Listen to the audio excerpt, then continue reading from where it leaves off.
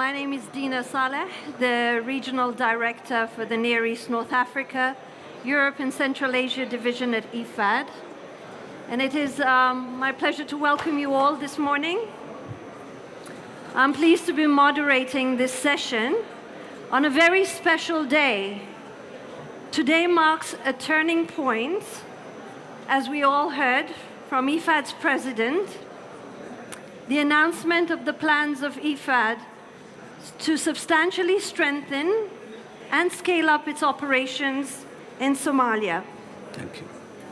It is a day to celebrate this partnership between the Somali government, led by His Excellency Dr. Hassan Sheikh Mohamud, the President of Somalia, and the International Fund for Agricultural Development, led by Dr. Alvaro Lario. Through this partnership, we are determined to build a future and a better one for the Somali people. Sure. Great. First of all, let me again welcome His Excellency, the President of Somalia, who honored us with his participation at IFAD's Governing Council, and this session alongside IFAD's President, Alvaro Lario. Thank you, Mr. President, for being here. You're welcome. So I think there is no better way to kick off and start this discussion than today's announcement on the full clearance of Somalia's arrears to IFAD. I would like to know your reaction to this announcement and what it means to the people of Somalia. Thank you. Thank you very much. And all of you salute you. It's a great pleasure and honor for me to be here today, sharing with you the thoughts of Somalia. As has been said earlier to His Excellency the President, and I appreciate the role that has been played by our international partners who support Somalia to clear its arrears. First of all, this is a new dawn for Somalia, for the re-engagement of the IFAD, which will give opportunity to a number of Somalis, particularly in the food security sector. When we said food security sector, we do not limit ourselves to the traditional agriculture. But for us in Somalia, agriculture, livestock, fishery is completely different sectors. But for the purpose of accelerating the food security issue, now we have got such a policy to combine together and integrate the institutions that are leading those areas. So this opens the door. This re-engagement with IFAD opens the door for a new investment, for a new technical scale-up for the assistance that Somalia is getting. IFAD is not a humanitarian, but it's rather an investment, development sector. So this is the new era of Somalia, where Somalia is trying its best to move away from the humanitarian sector to development, and this is the beginning of it. So we really appreciate the role that we are starting today. Thank you very much, President Mohamud. So let me ask you, as we are still in the very first term, or let's say first year of your presidential term, what is Somalia's most pressing challenge, and what are your key priorities? Well, Dina, thank you. Somalia's challenges are enormous and too many. The list is long. We cannot just count how many challenges that country is facing, but as you rightly say, we have certain priorities. Myself, my government, all other governmental or state institutions, all of them, each and every institution has its own priority, which contributes the overall priority of Somalia. For me, my office as the President of Somalia, when I came to the office in May this year, I appointed, my first paper I signed was appointment of the special envoy for the humanitarian support of Somalia. Because by that time, half of our population were in crisis, in food crisis. And there was a famine that everybody was saying, famine has to be declared in Somalia. By appointing that special envoy, he has been presenting Somalia's case to the world and to the local people as well, mobilization, awareness raising of the situation. That has averted the famine for the time being.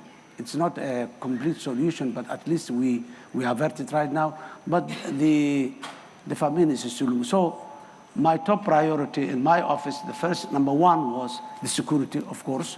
Without security, even the humanitarian was not easy to do in Somalia. So number two was the humanitarian, second priority. And third priority was working with the World Bank and IMF for the debt relief, reaching the completion epic point by the end of this year, and we're making progress. All three areas, I'm glad that we're making progress.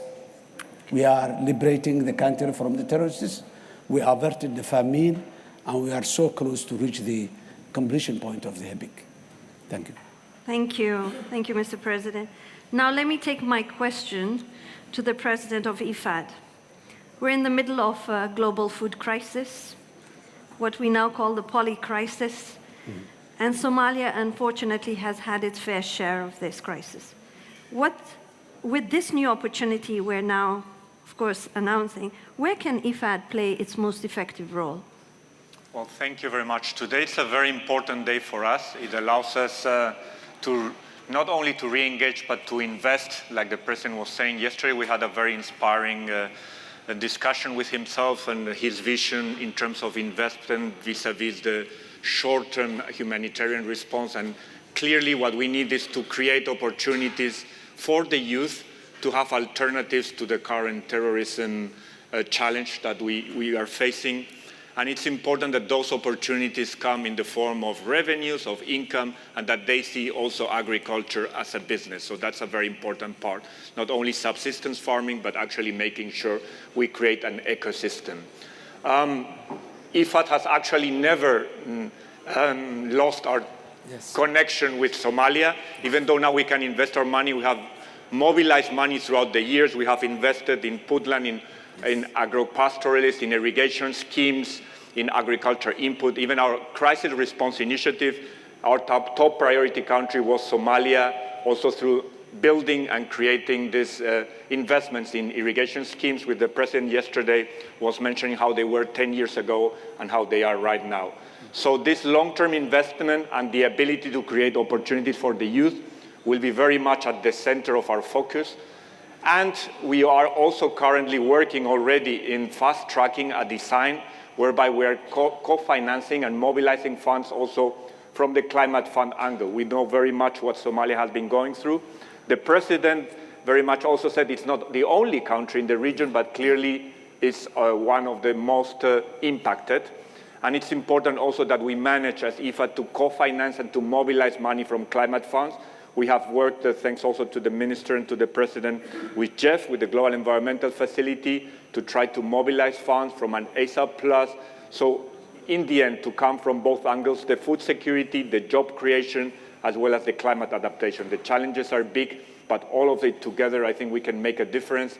And making a difference is just that in 10 years' time, the investments that we are putting right now will continue to be there and grow in terms of the impact, that the impact does not disappear after the programs are gone. That's very important for us as an institution. Thank you, Mr. President. And this is very interesting because I think the angle you are taking is beyond financing, looking at investment and development beyond just the monetary impact that increasing financing. Can you maybe just give me, in terms of your priorities, how would you see from the long list that you said of engagement and the change we can make, what could be the priorities that you think engaging in Somalia now, as we also increase our engagement in fragile contexts? So we always listen very carefully to the needs of the countries, and we listen very carefully to what the President has said. And it's true that Somalia is actually a rich country in terms of Arab land. It's a rich country in terms of all of the coastal possibilities it has, and it has a rich tradition. So actually building on that and making sure that we build the resilience over time, and that these investments are an alternative to the other alternatives, which is migration, which is terrorism. This is what we need to make sure that on the ground we create those alternatives. So both the creation of opportunities for the youth, as well as building the resilience, both to climate as well as to income shocks, and that the investment lasts over time, and that it creates this spillover effect in the rural communities, and is very much targeted to the population in need, to the women, to the youth. I think those are very important factors that I think we can support the country and accompany them in their development journey. Thank you, President Alvaro. President Mohamud, you heard our President's views of how he thinks that we should engage. To ensure real resilient, sustainable development in Somalia, what would you say to IFAD as your priorities? He said we listen to the country's needs. If you tell me where would you tell IFAD, I need you to focus here? Thank you very much. And as he rightly said also about the youth, the population of Somalia, 70% of the population of Somalia lives in the rural area. And on top of the overall population, 70% of our people are less than 30 years old. So the huge number of young people there. So what we want IFAD to focus is the rural areas, development of the rural areas for their agriculture.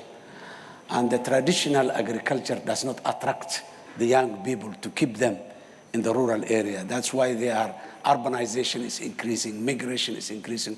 So, but technology makes the young and the youth very enthusiastic and very willing to sustain what they are doing. So what I would like to propose to IFAD and most of our international partners is let us focus on the youth, whether it's agriculture, whether it's technical know-how, and provide them an attractive incentive that they can further. You know, cities or urban areas is fed by the rural people. Mainly urban areas, they do not produce much of their food. It comes the rural area. So we need to focus on the rural area, particularly for the young people, for the attractive incentives that keeps them produce more.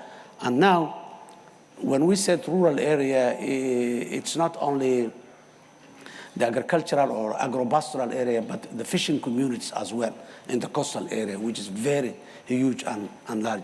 And it is untraditional area. Somalis, they don't have a traditional way of fishing and all this. We recently, only a couple of decades ago, Somalis have started to go to the oceans to benefit the resources. Now, this is where, again, investment is needed for them, and it's very easy and very lucrative, and it's almost some semi-urban. When you are living in the coastal area, tourists will come, a lot of other activities, not only the fishing community, a lot of activities will come. So these are some of the areas. And I told earlier, shared with the President of IFAD is what we are focusing. Focus priorities, one is to move from the humanitarian to development. And in the sector of food security, what we need is not the traditional way. What we need is infrastructure like irrigation system, flood control system, feeder roads in the agricultural area. These are what makes the agricultural move from subsistence agriculture to business and industrialized agriculture.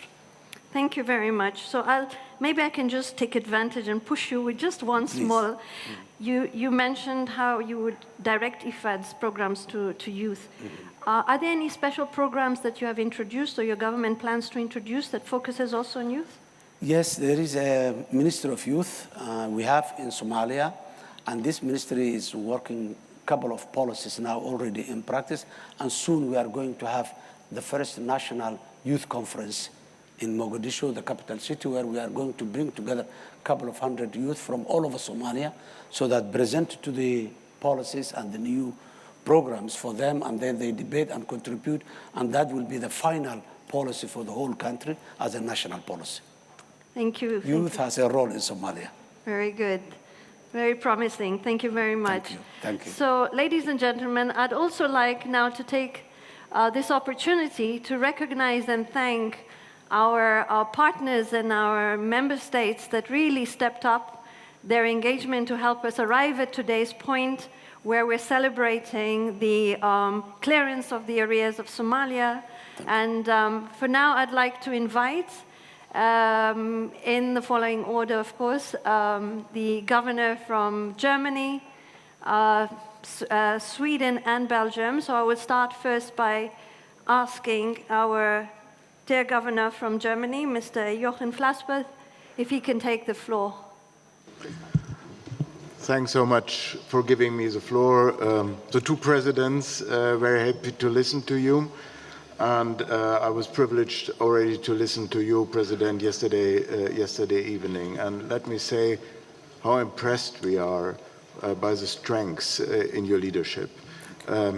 Actually, colleagues, I've never seen a leader being so optimistic in such a devastating situation. And I mean, the challenges, and it has been mentioned already, through a long period of droughts, unprecedented before, with all the pressure on your people left behind in hunger. And in this situation, when we were addressed by the Somalian government and by IFAD about the clearance of the outstanding debts of Somalia, we decided to do so. So we cleared all the remaining debts of Somalia, following our dear colleagues from other donor countries, who we will speak thereafter. And I think that is an important step forward, because it's not just about clearing the bank account. It is to allow the President, the IFAD, to reinvest into Somalia, to start programs again for sustainable agriculture in your country, also addressing the needs of adapting to climate change. Thanks a lot. We really appreciate all your efforts, President. Thank you. Thank you, Germany. I'd now like to give the floor to Ms. Sigrun Rowett from Sweden. Oh, Mr. Peter. Thank you. I'm sorry about that. Ms. Rowett couldn't come due to acute illness, so you will have to make do with me. I'm sorry about that. Excellency, Mr. President, President Lario, distinguished delegates, it's really a great honor for us to address the plenary and in this session as well. And it was a great pleasure for us to be able to participate in the clearance of the arrears. Sweden and Somalia share a long history together, despite being geographically far apart. The Somali-Swedish diaspora is making our cooperation very close. And in this regard, access to financing for rural development and food security is central to counter the global consequences of Russia's invasion of Ukraine, as well as effects of extreme weather events and conflicts. Therefore, we are pleased to have contributed to clear Somalia's arrears with IFAD. We remain a firm supporter of IFAD's work, including in fragile contexts. It's important that IFAD stays true to its core mandate and works closely with other actors in these contexts. And we commend Somalia for substantial progress regarding the HIPIC process, and we look forward to contribute together with Somalia, together with IFAD, and with other partners in this important venture. I thank you. Thank you very much, Sweden. And now I'd like to turn the floor to Mr. Pierre-Emmanuel de Bauer from Belgium. Thank you very much. Merci beaucoup. C'est un honneur pour moi de représenter la Belgique à cet événement de haut niveau, en présence de son Excellence le Président de la République fédérale de Somalie et du Président du FIDA. Je voudrais souligner ici à quel point la Belgique est heureuse d'être l'un des premiers pays à avoir contribué à l'apurement de la dette de la Somalie vis-à-vis du FIDA. La Somalie peut ainsi bénéficier, entre autres, des programmes du Fonds en faveur de l'adaptation des petits agriculteurs au changement climatique et à la lutte contre la dégradation des terres. La Belgique soutient le travail du FIDA, ce travail en faveur des petits exploitants agricoles dans les pays en situation de fragilité reflète deux priorités de la coopération belge au développement. L'importance d'assurer des systèmes alimentaires durables et résilients et le centrage sur les pays en situation de fragilité. Pour relever les défis et assurer la sécurité alimentaire mondiale à long terme, il est essentiel d'opérer la transition vers des systèmes alimentaires durables et résilients, capables de fournir une alimentation suffisante, saine et de qualité et qui contribuent à une croissance inclusive par la création d'emplois et de revenus durables. C'est pourquoi la Belgique soutient des approches agroécologiques qui rendent les agriculteurs moins vulnérables aux effets du changement climatique et réduisent leur impact sur l'agriculture. Un autre volet primordial des activités du FIDA est le ciblage sur les populations les plus vulnérables. ce à quoi la Belgique prête une attention particulière dans sa coopération, et surtout pour les petits agriculteurs, les femmes et les jeunes dans les systèmes alimentaires. Une part considérable de l'aide publique belge au développement est destinée aux contextes les plus fragiles. 11 des 14 pays partenaires de la coopération gouvernementale sont des pays fragiles, et la Belgique se félicite donc de l'engagement du FIDA d'allouer 100% des contributions aux ressources de base de la part des bailleurs aux pays à faible revenu et aux pays à revenus intermédiaires de la tranche inférieure. Je vous remercie. Thank you. Thank you very much, Belgium. Ladies and gentlemen, I would also like to acknowledge the role that Italy played, the host country, also as a member of IFAD in supporting the clearance of Somalia's arrears. Before we move further, could you all please give a round of applause to these countries that have contributed to Somalia?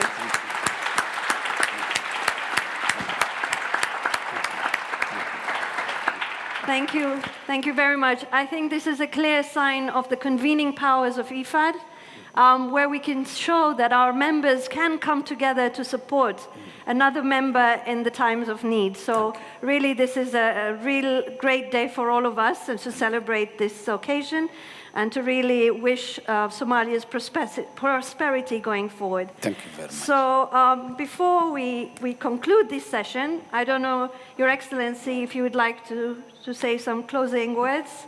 Thank you, Dina. Again, I would like to thank His Excellency President Alvaro, and I would like to thank all those great friends who contributed the issue of the area clearance for Somalia to be, again, benefiting from the services of this great institution. We are very much grateful to be, again, part of the family. We have been, as the President said, we never, IFAD and Somalia will never be separate, but, you know, because of certain procedural obstacles, the engagement was a bit limited, but now we hope that it will further increase. Where it was, it will continue.